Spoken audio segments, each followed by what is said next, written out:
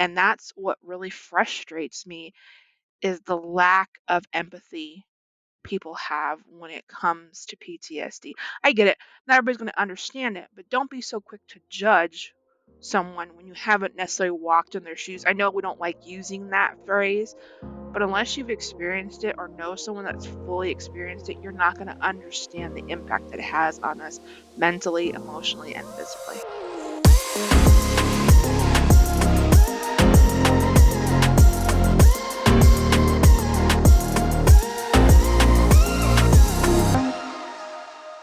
What's up, guys? This is the Mentally Shredded Podcast. I'm your host, Christopher Whedon. Today's special guest is the founder and creator of Be Daring Foundation, Michelle. Michelle, how are you doing this morning? Doing well, enjoying this wonderful heat in Arizona. I'm waiting for the monsoons to finally kick in. I can only imagine. It's been raining here on the East Coast quite a bit, so not really sure what's going on, but I know that the heat over here is nothing like it is in Arizona. No, we're waiting for the haboos. It's always fun to see how much dirt your backyard's going to collect during those big haboos. We rate them. I have my little 9.0 ready to go, but we'll see how this year does. Well, I plan to make a trip out there at some point. Tucson, I feel like has just been calling my name. I don't know why. I've never even been to Tucson, so we'll see. If once I make it out there, I'll definitely give you a ring. I think it's calling you because there's a great golf course out there. So maybe they want you to learn how to play golf or something. That could be it because there's that territorial school we don't discuss because I'm an Arizona State University grad. So that nameless school we don't discuss because that's our territorial nemesis, whatever you want to call it, school. So yeah, we don't mention that school too much. ASU. I've heard ASU is a big party school, so I'm just very curious. Is that true? So I could lay these ideals to rest. It depends on what campus. So the main Okay. campus is Tempe, so it's the bigger campus out of all the campuses we have. I'm not saying it's a party school, but yes, the life is a little more open on the main campus because there's more students. West Campus is small, downtown is not too bad, and Mesa's all of our like engineering smart kids that do all that architectural type stuff. So main campus is more fun because it's got the majority of our students, but we also have ASU online. So I guess you could say we're a world party school if you want to really get specific. But no, it's not a super big party school. It's just the lifestyle on the main campus is a lot different versus the other campuses around the state. Gotcha. And are you originally from Arizona? Born and raised, yep. Haven't left. Although there's sometimes I want to leave because of the weather. I mean, I don't mind the rain. It just when you go outside, it feels like you have to take a second shower because you're drenched in sweat. That's the only time I don't like living in Arizona. That is fair. That is fair. Let's dive into your foundation. I know when you reached out initially, I had a chance to kind of look at Be Daring and I was impressed.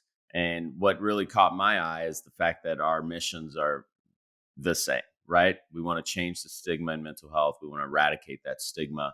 Let's dive into your why, your reasoning behind starting this foundation and the purpose behind wanting to eradicate the stigma in mental health. My own personal struggles. In 2017, I was diagnosed with PTSD. And the interesting fun fact, Chris, is everybody assumed I was a veteran because I had PTSD. So a lot of people kept saying to me, "Thank you for your services." And then when I said I'm not a veteran, at the time I was a victim of rape, they're like, "But how do you have PTSD?" I went door to trauma. So most people assume PTSD is all veteran related when in actuality, civilians can get PTSD just as well. And so that was kind of the start of why I wanted to create this because people had a hard time understanding why I had PTSD. And because I didn't give too much information about my trauma, they still struggled with it. And so that was the first reason I wanted to create this. Second is I started becoming a mental health advocate in 2016. I actually created a whole mental health awareness week all by myself while doing 3 degrees at the same time because I had nothing better to do than do 3 degrees at once. And so when I started sharing my story, I felt like an outcast. I felt like people didn't accept me for who I was now that I had this label. Even though I don't really like using that word, they labeled me as someone who had a mental illness, and it broke my heart. And so I knew I wanted to do something to start shifting the conversation. And so that's how I came up with the idea. Wow. Wow. Well, thank you for the work that you are doing. Thank you for everything that you've accomplished and been able to grow through since your traumatic experience, right? So, diving into a little bit to your story, I know you had this traumatic experience with rape, right? And for people that are listening, this episode may be a little bit more triggering than those in the past. So I just want to be mindful of that to let you know. So you have this traumatic experience. What were your next steps? Like, where did you go before you realized, okay, I think I need to go talk to someone. I think I need to seek help because I don't feel like I'm moving down the right path now.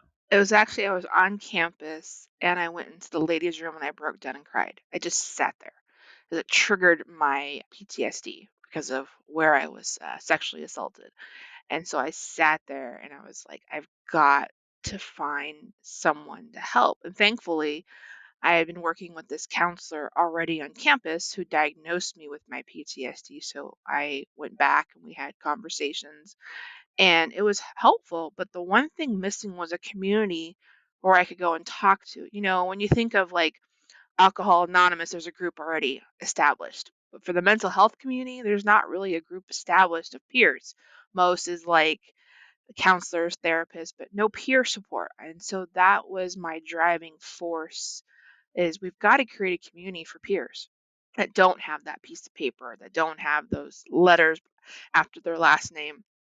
Because you could have a great session, but if you're just going through life every day, you don't have someone to talk to, that's when I noticed I went backwards. Because counselors aren't going to be available 24/7. I mean, sure, yes, in a crisis they will be, but they have other patients, they have other obligations, and that's when I noticed I went backwards a lot. When I slipped down the rabbit hole, as a lot of people call it, because I didn't have that out. Yeah, I had my journal. You know, I had a few people that understood what I was going through, but majority of the people that I've known don't. They think it's an excuse. They think it's a way for me to jump into fantasy land versus reality. That's one of the things that breaks my heart more than anything when it comes to PTSD is I never know when I'm going to have an episode. I never know what's going to trigger me. And I want to educate people on PTSD because I live it. I've lived it since 2017. And that is the one thing that people continuously say to me, "Stop using it as an excuse and stop living in la la land." There's sometimes I want to say, "Would you like me to give you a play-by-play of my episode for you to understand this isn't la la land? It's real, it's raw. It feels like I'm living in this mental nightmare." And that's what really frustrates me is the lack of empathy people have when it comes to PTSD. I get it. Not everybody's going to understand it, but don't be so quick to judge someone when you haven't necessarily walked in their shoes. I know we don't like using that phrase, but unless you've experienced it or know someone that's fully experienced it, you're not going to understand the impact that it has on us mentally, emotionally, and physically. 100%. 100%.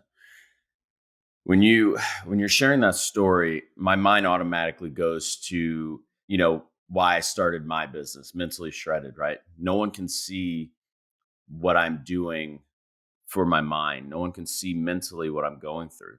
People can see physically, right? If you're sick, if you have cancer, people, we know, okay, you need to go seek help. On the positive, you're going to the gym, you want to get some reps in, you want to build muscle, right? People can see those things. People can't see when you're struggling, when you're going through anxiety, depression, PTSD, things like that, because there's people could be smiling and going through the worst part of their life, right? Because there's not a specific thing that you can pinpoint. We're all different. One, everybody's going to respond with anxiety, depression, PTSD, things like that differently. And so when I hear things, stop living in la la land, right? This is the whole reason why we do what we do. And until people get to the point where they recognize, well, more and more people are starting to speak up, maybe there is something going on that is deeper, right? Maybe there is something behind the curtain that's going on. Now, this experience took you to a very dark place, a place where you wanted to escape permanently. Let's talk about that a little bit. So 2019, in fact, the anniversary is next month of the anniversary of my suicide. And part of the reason I went down there is because some people would use my PTSD against me to get a rise out of me. They would trigger intentionally, which caused me to snap in front of them, which gave them see, she lives in La La Land. Well, no, I don't live in La La Land. Something triggered my episode. And I almost wish there was a way we could go into people's brains and film what it's like living through an episode. Because, like you said, with strokes, you can see the spots in the brain that have been impacted. With mental health, for me, I used to have a rubber band on my wrist before I learned tapping, and so I would strike my wrist. That was my physical appearance of PTSD. Now I tap. So, I mean, you can't really see tapping unless I physically tap on my face, but that's what broke my heart is people were like, "Get over your rape." Some told me I deserved being raped. Some told me that was the only way I would be loved by someone. The negative impact, it literally felt like I had boulders on my shoulder that was just continuously pushing me down to the point where I said, "I'm done." And that's where the Arizona Cardinals helped. In the summer, it's not really live, it's just training camp. It's seeing who's going to be on the team. So I didn't really have a lot of focus on football. And it wasn't until I realized the impact they had on my life when the season started. I took a bottle of pills. I didn't care. I had all my letters written. I didn't care. I was done. I was tired of feeling worthless and empty inside because no one understood the severity of my rape because I was afraid to talk about it because of how bad it was. It was brutal. It was, intense. And with rape, people don't understand the difference between consent and non-consensual sexual activities, which is another barrier I have to constantly dive into because people don't get no means no. Just because you say it doesn't mean, oh yeah, let's do this activity. No, no means no. And so it just got to the point where I was tired. I was tired of crying every day. I was tired of waking up thinking, "Why am I still here?" And so I took the easy way out. Unfortunately, I was so frantic, I didn't realize the expiration date, so the pills didn't really do anything but, made me really sleepy. Well, one, I just want to say thank you for sharing that because I know that's not easy, but I know you're in this space. You've been doing the work because you want to help people avoid this exact thing, right? So I want to give you your flowers now. We created this foundation. You have your experience, then you create this foundation. What made you say, okay, like this is what I want to do? Like I know that I have a story to tell. There has to be other people out there that I can help with this story. Let's focus on student athletes, students in general. Why was that the focus? So, fast forward to 2021, I won season tickets to the Arizona Cardinals on Twitter. So, lucky me, I was one of the 10 lucky fans out of 5,000 that retweeted that won, and so when I walked into that stadium, Chris, it was the first time I felt normal. As much as we don't like using the word normal, I had my Kyler Murray jersey on. I had my new lid on. For those of you that don't know what lid is, it's your hat, but some people call it lid. It depends on what part of the world you're in. Some call it a cap, some call it a hat. Like I said, depends on what part of the world you're in. And I was really excited, and nobody judged me because nobody knew. Nobody knew I had attempted suicide. Nobody knew I had PTSD. No one knew I was a survivor of rape. And so it was just fun. And so that kind of gave me the push to create Be University, which is the membership platform of the foundation. Because I knew I wanted a purpose. I knew I wanted to find a way to take my story to the next level. And the next level is Be University. They call it the mental health stadium of the world. Because in that stadium, State Farm Stadium, I felt at peace. I felt happy. I was excited. I lost my voice the first game. It was home opener against the Vikings, and it was a nail pincher down to the last seconds, and I knew I wanted to create that atmosphere for others because people are struggling. And I picked athletes because I used to play soccer in high school. It was the best experience of my life. And then I competed in Latin and ballroom dancing when I went to junior college in 2004, dating myself. But it was so much fun. I was in Vegas, competed in salsa, tango, rumba, cha-cha-cha, the merengue. It was so much fun, and so that's where the competitive side comes out of me. Because people ask me, "You're not an athlete anymore." Oh, I am, just in other ways, like play fantasy football, so that's my athletic competition.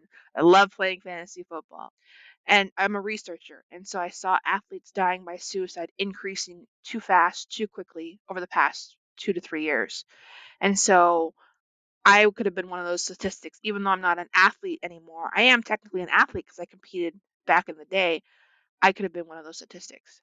And so that's where my focus is, followed by high school and college students, because I was in college when all of this came out, when all of this was happening. And so I see the stress being a college student and not knowing who to turn to. And I knew I had a story, one that's got highs and lows, ups and downs, many days of crying and, frustration. And I knew this was my calling. I knew I was sent here in this time to have this horrific experience to be able to help others follow through and live the next day. When I mean follow through, is I mean get them to open up to peers, find that support, that confidence from the inside out to get to that step, like you said, of asking for help. In my own personal belief, you have to love yourself first and understand what you're going through before you can go talk to a professional. Because just like doctors, if you don't give them all your symptoms, they're not going to know how to treat you. Same thing with mental health. If you don't know your symptoms, you don't know when I smell this cologne or this perfume, it triggers this, or when I see this, those are your symptoms. So if you want to compare mental health to physical health, your symptoms are based on how your mood changes. In my own personal experience and opinion, since I'm not a counselor. Looking for a consulting firm that can help your organization achieve its full potential? Look no further than Deck Leadership. With over 25 years of experience in NASCAR, founders Mike Metcalf and Sean Pete know what it takes to lead high-performing teams. They can help you uncover opportunities for diversity, efficiency, culture, and kindness, all while inspiring human brilliance. And if they can lead pit crews that can change 4 tires and fill 18 gallons of gas in less than 12 seconds, just imagine what they can do for your organization. Visit www.deckleadership.com for more information. Yeah, no, I agree. I agree with that. So you're at the football stadium. You have this experience with the Cardinals, and when we initially spoke, you talked about noticing throughout the season when Murray was going through something, right? Because how close you are to the team now, right? Unpack that a little bit, because for all of the fantasy football people out there or sports enthusiasts, this is very important. And I really wanted to touch on this. So even though I'm not a counselor or a therapist, because of my own moods that I've experienced, I noticed with Kyler Murray his shift in mental health. The days he was good, you saw him smiling, you saw him happy, you saw him talking to his teammates. On the days you felt like he wanted to cry, you saw him disconnect. You saw him very upset. You saw him miss plays, fumbles, interceptions, didn't get the ball off in time, was struggling in the pocket, sacked, you name it, it impacted him mentally.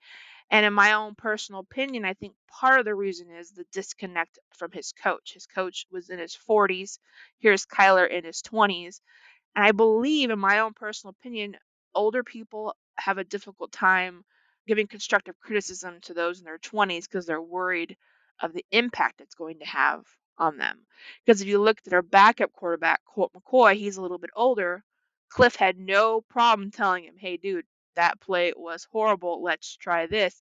But if you look at him and Murray, They were more like brothers, best friends than head coach, quarterback. And I think that's something we need to work on in the field of mental health is how do we help coaches understand this is their job. This isn't them just hanging out with all these amazing individuals. This is their job.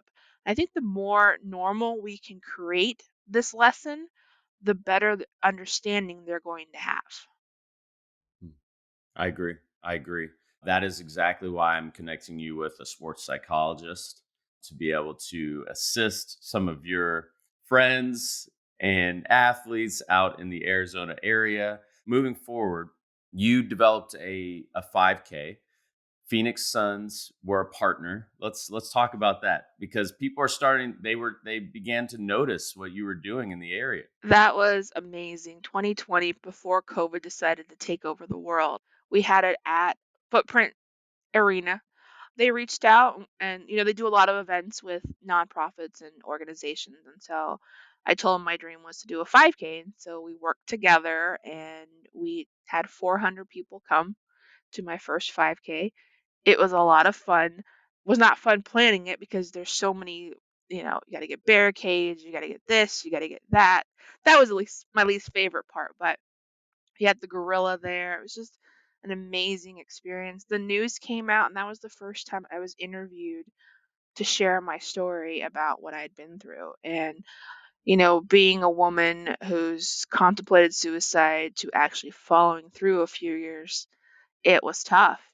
I really hadn't talked about that I actually had attempted suicide until later on because I was already getting enough beef about contemplating it, let alone actually going through. It took me a while even to share the anniversary. I mean, the anniversary is next month. August 28th is the anniversary of my rape. And people are like, why do you focus on those? For me, my brain needs good memories to kind of undo the trauma. And that's my way of working towards getting better with my PTSD. There's a lot of phenomenal treatment out there, but because of how severe my rape was, I'm not going to risk going backwards just to move 5 steps forward. I know it's different for everybody, but for me, my way of dealing with it is creating new memories. And so my goal is hopefully this August 28th to have an incredible new memory to replace that old memory with. That's my goal. We'll see. We'll see what happens between now and then, but it impacts everything in your life. And that's one thing people don't understand.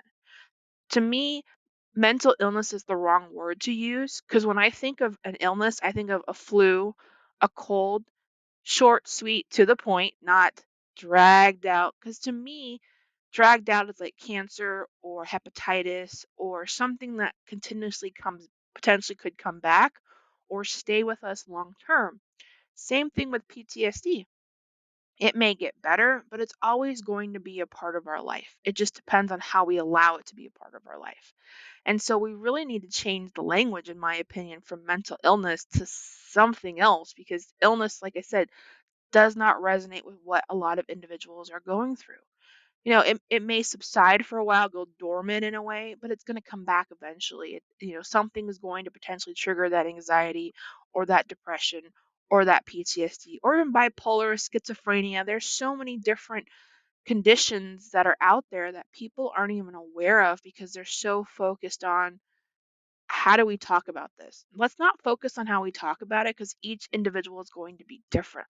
Let's focus on how we can support and love one another versus continuously pick at each other until we're broken, which is where I was Mhm. broken. Yeah, yeah. I'm very big right now on switching mental illness to mental health challenge. And just that for me, that switch allows me to go from a place of weakness to a place of strength. The same way if we're in the gym, it's easy for me to relate this to the gym because if I say I have a physical illness, to your point, maybe I have the flu, I have something. But if I have a physical health challenge, to me, that says, okay, this is just a bump in the road. We're going to work through this, right? I'm not placing a negative on me and identifying myself with that negative. Does that make sense? It does, and that's like with me why I say mental health because it impacts relationships, nutrition, self-care, fitness, just life in general. And I think that's where the big disconnect is, in my opinion, is people hear anxiety. Great. So how do we fix this? Well, you start loving the person a little bit better. You start being positive in their life. I text everybody in my inner circle. Some reply, how are you doing today? How's it going? They're like, you're one of the few people, Michelle, that check in. I've been there. I did not have people checking in 2019 when I wanted to take my life. And that was kind of like the last straw. I wanted someone to just say, hey, you're worth it.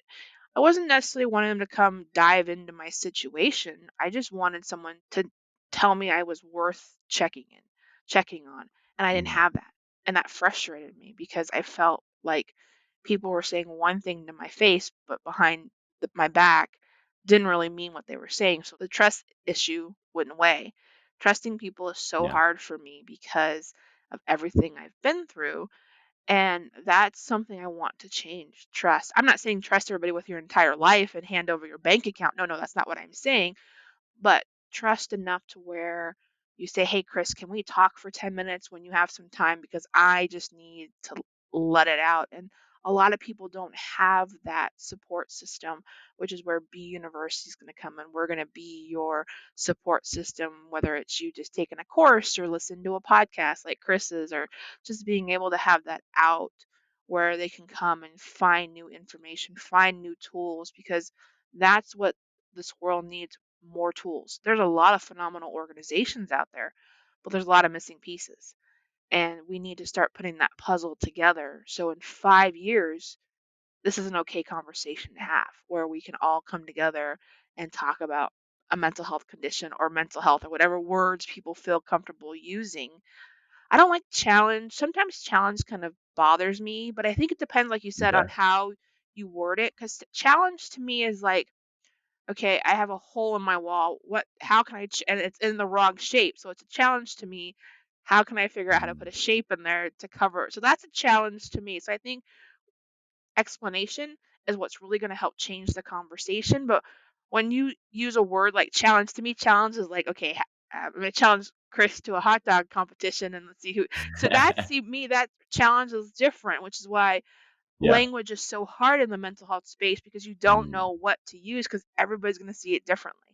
That is true. That is true. And that is the beauty of us having these conversations so that we can understand, listen with the intent to understand, right? I appreciate you saying that because now I'll start thinking about, how do I want to approach that? Mental health is the easiest, right? Because that is the easiest way to say it and then move forward, right? Yeah, I appreciate you saying that. So here's my tip. Listen. So like if someone talks about comic books, I said, "What's your mental health superhero power? What's helping you overcome your struggles?" So I think it's more on who you're talking to, because I think if you're talking to a group of fitness athletes, challenge to them is going to resonate with them. But if you're talking to a group of musicians, something else is going to resonate with them versus, so I think it's based on you listening to who your audience is versus I'm stuck on mental health challenge and that's what I want everybody to know. No, I think people will start to respect us more if we start to adapt to each situation. Like that's what I do when I'm at an event. I look at what people's ball caps are like, "Oh, you like the Patriots? So sorry Tom Brady left." We get that conversation going. Or, "Oh, Mhm. you like Marvel and he likes DC. All right, let's have a conversation between Marvel and DC and tell me why I should switch to DC since I'm a huge Marvel Mhm. fan." That's what gets the conversations going. So I think for us as mental health advocates, we need to learn how to adjust to situations based on who we're talking to. Yeah, 100%. I think that is the biggest thing that we can do and continue to have grace when you're in these conversations, right? Because no one's story is the same and we're all learning, we're all growing. I love that you are building this foundation out in Arizona. I love that I now am becoming a part of this community with Mentally Shredded, right? And you have organizations like ours, like your organization, like mine, that are starting to pop up, continuing to grow. And 5 years from now, I see mental health just us being able to tackle everything, right? My encouragement, or my, I guess what I want to say to those listening is, if you are a mental health advocate, if you are someone who is doing this work, understand that we are not setting up silos. Because if we set up silos while we're trying to do the same work, is going to take us longer to accomplish our mission. So by collaborating with individuals like Michelle, collaborating with other organizations to be able to accomplish our mission, to change the stigma, to eradicate the stigma, to make sure that people have resources, they have support systems in place when they are experiencing any form of mental health. You see how I started thinking about Mhm. mental health challenge. I was like, any form of mental health. That is how we're going to be able to grow and get better. And so, Michelle, I am so grateful for you sharing your story with us. I'm so grateful for the work that you're doing. I can't wait to see how things grow and look 12 months from now. I can't wait to see how Mentally Shredded is able to support your foundation, Be Daring, and just extremely grateful to have you a part of my community now. I'm excited. I keep thinking of shredded wheat, making some mentally shredded wheat for you with like your logo on it or something like for like a magnet where it's like a shredded wheat, but it's your own version of it, so we don't get in trouble. But I'm like thinking of ideas of how we can like implement you into our membership boxes that will be rolling out this fall. I could totally see like a cool magnet that says mentally shredded. And it looks like a shredded or your own version of shredded wheat, but it's for mental health. And I think that's the most important thing is working together. You know, all of us add Mhm. value. I may be the hub, so to speak, but every organization can come. Think of it this way. Think of an airport. There's multiple airlines, but they all offer Mhm. different things. But the hub is the airport. So you can think of B University as the hub, and each of you gets provides a piece to the puzzle. And it's better to work Mhm. together because, like you said, we'll get more accomplished and in 5 years, Yeah. things are going to be different because we're rallying together as a team versus doing this by Mhm. ourselves. I hope everyone caught Michelle speaking into existence a deal with Kellogg's. I don't know if y'all caught that, but you might need to rewind. And she said shredded wheat, and my mind went, "Oh, Kellogg's. Okay, okay, mentally shred." No, anyways, so as we wrap up here, Michelle, I love to end with an affirmation, and then we'll ask where we can follow you on social media and support you. So I'll say I am, and I just would like you to complete that for yourself. Okay, Okay. you ready? Yeah, I'm ready. All right, I am. A survivor of rape and suicide. Hmm. Thank you for spending this time with us, Michelle. Where can we follow you? Where can we support you and your foundation? So, B University is kind of my focus right now. So, follow us on Instagram, B University. I'm on LinkedIn as well. We have a Be Daring Foundation page that has all the university content on it because I was too lazy to make 2 pages. But if you really want to know more about B University, follow us on Instagram. We also have a URL that I'll give to Chris to be able to follow us as well because we have our summit coming up in August virtually. So, it's a great way for people to learn more about what we're doing, where we're going, and where we're headed in the next 5 years. Yes, I love it. I love it. Thank you guys for tuning in. As always, thank you for your support. If there was anything that you could take from this episode, our ask is that you please share it. We want to thank our sponsors for making this possible. And if you would like to be a sponsor, please reach out. Let us know. I'd love to have that conversation with you. Until next time, love y'all. Peace.